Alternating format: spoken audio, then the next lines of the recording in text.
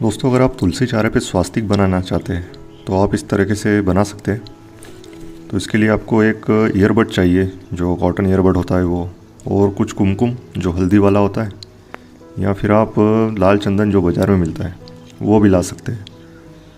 और उसके बाद उसे पानी से घोल लीजिए और फिर इस कॉटन बड्स की सहायता से इस तरीके से बना लीजिए। तो तुलसी चारे पर काफ़ी अच्छा लगता है, और चाहे तो आप घर की दीवारों पर भी इसी तरह से बना सकते हैं। तो मेरे यहाँ अभी तुलसी चारा है पुराने घर पे, तो उस पर मैं बना रहा हूँ। और जब भी आपके यहाँ त्यौहार हो, जैसे दिवाली, दशहरा, तो आप इस तरीके से बना सकते हैं। और ब्रश भी ले सकते हैं, अगर आप बड़ा बनाना चाहते हैं तो ब्रश की सहायता से भी बना सकते हैं। और ये तो मैं अभी लाल चंदन लिया है, और ये देखिए बनने के बाद तो कुछ ऐसा डिज़ाइन बनाया है। ये लाल चंदन से बनाया है। आप चाहे तो कलर से भी बना सकते हैं और अष्टगंध से भी बना सकते हैं। तो आज के लिए इतना ही दोस्तों, धन्यवाद।